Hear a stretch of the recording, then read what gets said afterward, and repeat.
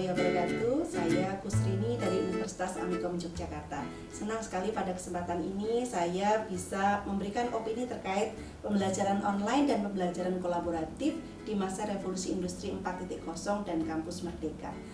Bapak Ibu, video ini saya persembahkan untuk sahabat saya, Pak Gat, ya, dalam rangka ujian terbuka untuk menyelesaikan program doktornya di Universitas Bina Nusantara.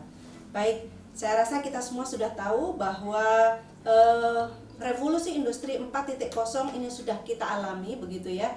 Banyak sekali hal yang berubah begitu di dalam kehidupan kita. Setiap perubahan ini tentu menuntut kita juga untuk bisa menyesuaikan, termasuk di dalam revolusi industri 4.0 yang mengutamakan penggunaan teknologi, internet, ya, kemudian kecerdasan buatan dan lain sebagainya.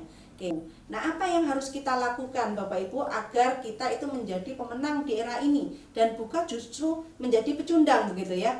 Nah, ini adalah PR besar bagi kita ya, bagi perguruan tinggi, terutama adalah bidang informatika. Bagaimana menyiapkan teman-teman mahasiswa supaya mereka adalah nantinya bisa menjadi pelaku, bukan hanya sebagai pengguna saja ya di dalam revolusi industri 4.0 ini ya. Revolusi industri di dalam proses pendidikan itu sendiri juga menjadi penting, dan ini sudah banyak dibahas di beberapa buku ya, kemudian juga paper ya, bagaimana nih higher education di era revolusi industri 4.0, apa saja yang harus disiapkan ya, bagaimana implikasi dari revolusi industri 4.0 ini dalam dunia pendidikan ya, apa saja toh yang bisa dimanfaatkan ya. Kita kenal nanti ada MOOC, POX, kemudian sosial media dan sebagainya ya. Oleh pemerintah kita dikenalkan dengan adanya kampus Merdeka ya, bagaimana mahasiswa itu merdeka belajar dengan bisa memilih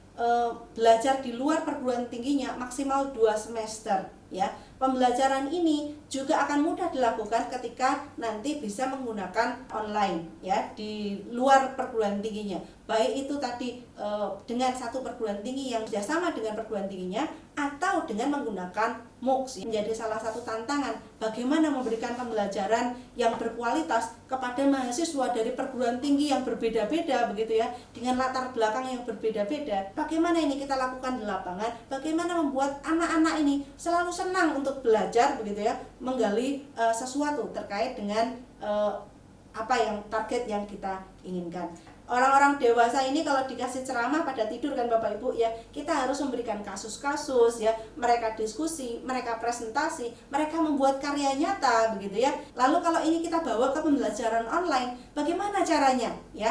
Maka ini bisa kita siapkan dengan kombinasi sinkronus dan asinkronus. Ini yang kita lakukan di Aktikom juga ya, di Open Education kita siapkan sapaannya ya, kemudian materi-materinya, kita siapkan videonya, kita siapkan kuis di dalamnya ya, diskusi, membuat karya. Nah, ini adalah salah satu contoh hasil begitu ya. Saya ambil dari media massa, 300 prestasi diraih mahasiswa BINUS selama pandemi. Nah, ini mestinya BINUS punya suatu cara yang luar biasa untuk membuat mahasiswa walaupun di masa pandemi itu tetap bisa melakukan pembelajaran, bahkan berprestasi di dalamnya ya. Termasuk ini mahasiswa Amikom juga begitu ya, juara di mana-mana pada saat pandemi. Kenapa? Karena pembelajaran di kelas diarahkan menjadikan suatu produk yang itu bisa bermanfaat bagi masyarakat. Bagaimana caranya mengubah keterbatasan itu justru menjadi tantangan bagi teman-teman